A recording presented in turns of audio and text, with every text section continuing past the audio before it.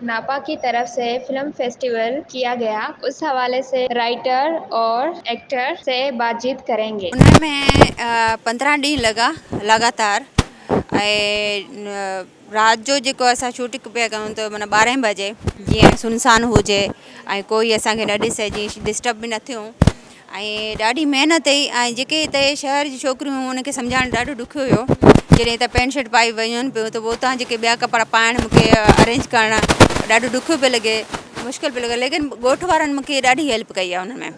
मुंहिंजी पंहिंजी प्रोडक्शन आहे ज़ेब प्रोडक्शन जे हवाले सां मूं हुननि टीमनि खे ठाहियो आहे, वठी वई आहियां, उनखे संभालणु ॾाढो मुश्किल हुयो।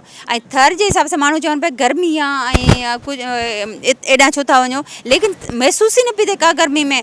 उते हिकु असां फार्म हाउस वरितोसीं मारवी, तो उन में असां छोकिरियुनि खे रहायोसीं, ॾींहं जो उते रहनि पियूं, असां 3 बजे निकिरूं पिया, राति जी सॼी राति माना शूटिंग पिया कयूं ॾाढो मज़ो बि आयो।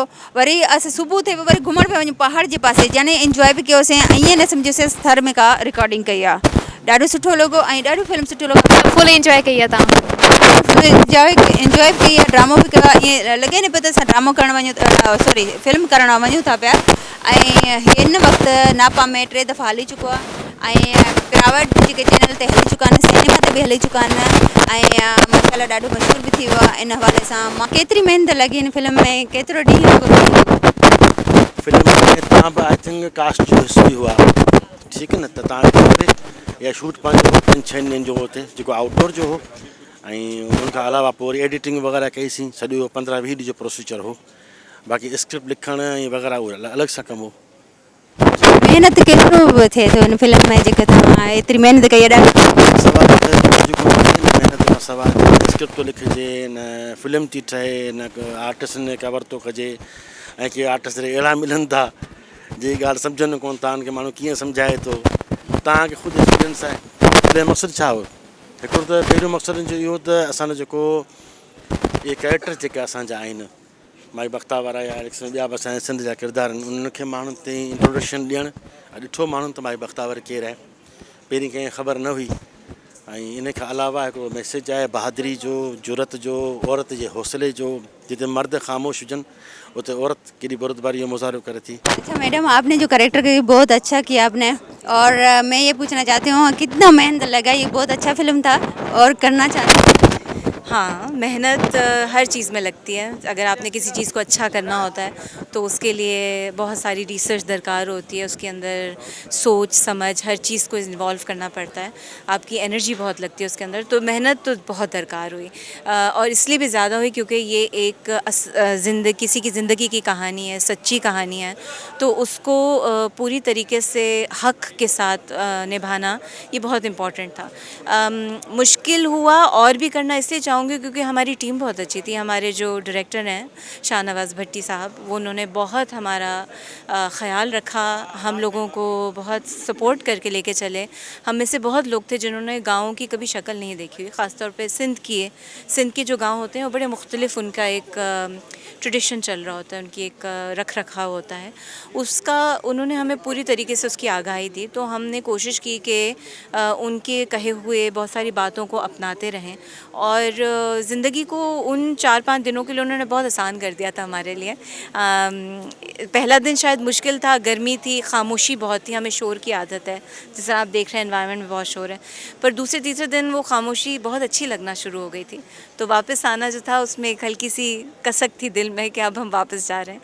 पर आई थिंक अदा शाहनवाज़ का ये बहुत बड़ापन है। कितना कितना दिन लगा वहाँ पे फिल्म में, आपने कितने? 5 दिन हमें आने जाने में और वहाँ रहने में, ये पूरा एक हमारा इंफ्रास्ट्रक्चर तैयार हुआ था। हमें पता था कि एक दिन जाने का लगेगा, एक दिन आने का, और बीच में हमने 3 दिन लगातार शूट किया। देखिए, फ़िल्म का मैसेज जो है वो यही है कि आपने हमेशा हक़ की बात करने से आपको आपका हक़ नहीं मिलेगा, उसके लिए आपको खड़ा होना पड़ेगा, आवाज़ उठानी पड़ेगी और हिम्मत रखनी पड़ेगी वो झेलने की, जो कि उस आवाज़ उठाने के साथ एक दबाव आएगा, क्योंकि हर बंदा तैयार नहीं होता आपके दुख को समझने के लिए।